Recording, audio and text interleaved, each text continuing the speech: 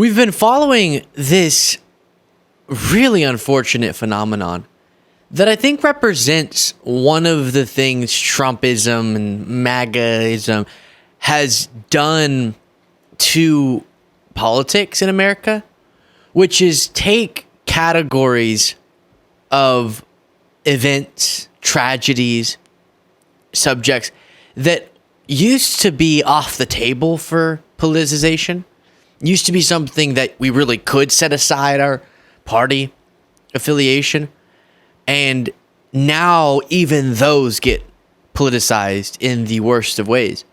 And Marjorie Taylor Greene, in this latest example of that, amid the tragedy of the impact of Hurricane Helene and then upcoming Hurricane Milton, she has been pushing all of the normal lies we've been hearing from MAGA about the undocumented immigrants getting the FEMA disaster response money, or the federal government's been ignoring the communities that were impacted.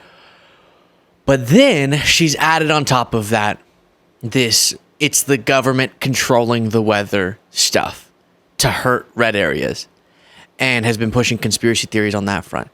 And I was really happy to see that Biden, during his briefing on Hurricane Milton, he called her out by name and said in front of everyone who's hopefully watching this to get information, especially in those areas, this misinformation is just that, and it's extremely harmful. For the last few weeks, there's been a reckless, irresponsible, and relentless promotion of disinformation and outright lies that are disturbing people. It's undermining confidence in the incredible rescue and recovery work that has already been taken and will continue to be taken. And it's harmful to those who need help the most. There is simply no place for this to happen. Former President Trump has led the onslaught of lies. Assertions have been made that property is being confiscated. That's simply not true. They're saying people impacted by these storms will receive $750 in cash and no more. That's simply not true. They're saying the money is needed for this crisis is being diverted to migrants. What a ridiculous thing to say. It's not true. Now the claims are getting even more bizarre. Congresswoman Marjorie Taylor Greene, a congresswoman from Georgia, is now saying the federal government is literally controlling the weather. We're controlling the weather. It's beyond ridiculous. It's got to stop. In moments like this, there are no red or blue states. There's one United States of America, where neighbors are helping neighbors. Volunteers and first responders are risking everything, including their own lives, to help their fellow Americans. State, local, and federal officials are standing side by side. Let me repeat, no one should make the American people question whether their governments will make sure that this disaster when it strikes, they'll be there. We will, all of us. Yeah, it's so harmful. And like he said, it ends up, an example was people applying for enhanced relief.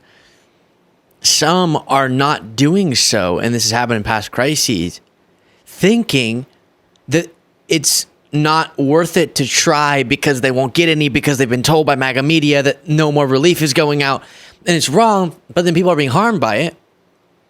I don't know the emotional trauma that comes along with experiencing something like these hurricanes and thinking it's the government doing it to you because of someone like Marjorie Taylor Greene. And it really does, as Biden said, has to, I should say, stop. It really interferes with what has been heroic responses, seeing, as many people have noted, the best of humanity when neighbors are helping neighbors, when our government is doing what it can to get relief to people. And are there going to be issues in that response? I'm absolutely sure of it, always, with something of this scale. And point out where those flaws are, but don't push these lies and conspiracy theories that seek to sow distrust in the fact that people are coming to help or are there to help.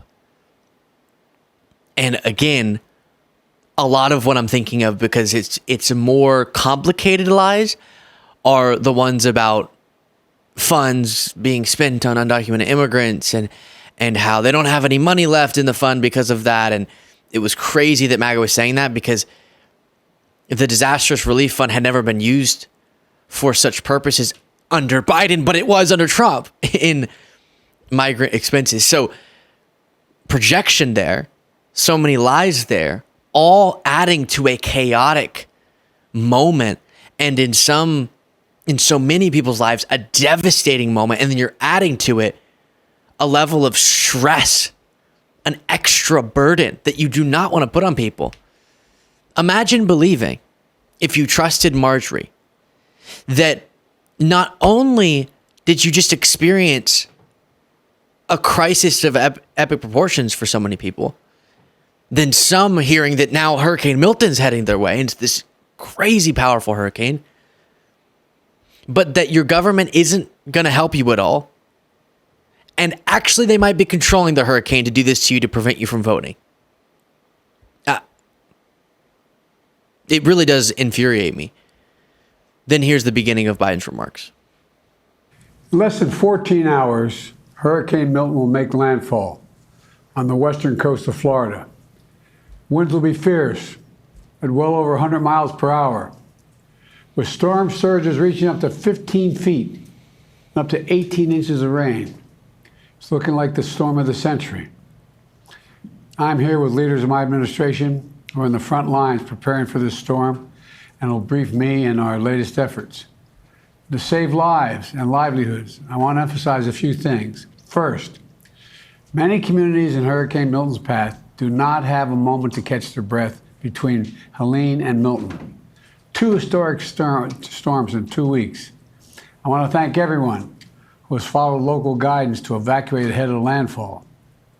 I know it's really tough, leaving behind your home, your belongings, everything you own.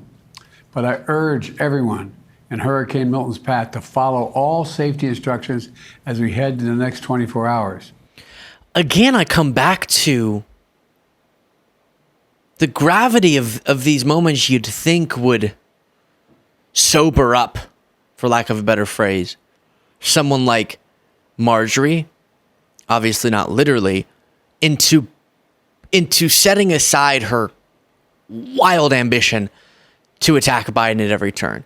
Maybe even if Biden passed an infrastructure law that you don't like for some reason, or implemented the Inflation Reduction Act and you have issues with that because of green energy investments, maybe he isn't the Satan manifested who wants all of your constituents to suffer. Maybe he's willing to also set aside politics and cares for the people that he's wanting a proper response for. And maybe you feel some need to project these things onto Biden because in recent memory, the only president we can find that toyed with withholding aid to areas that didn't support him politically was Donald Trump, and had to be convinced into it by those around him. And maybe that's why you feel this need to push the misinformation. Here's more on that from Biden. I spoke with the Florida Governor DeSantis, with Mayor Tampa Castor, the Tampa mayor, the Clearwater mayor, Rector, and the Pinellas County Chairwoman Peters. I offer them everything we need, everything we have, everything they need. And I made it clear to them they should reach out if there's anything more they need. I gave them my personal phone number here at the White House to contact me directly if that's necessary.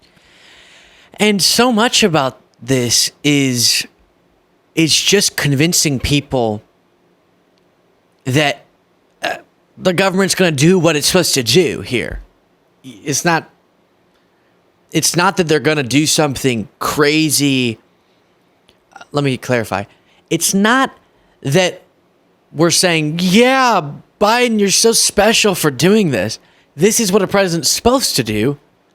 But it does come in contrast to the caricature of Biden that has been depicted in MAGA media. And so it's unfortunate that Biden has to put so much of his time not just to explaining to people what the relief efforts are, what they can do to be connected with people, to get help, the evacuations, etc.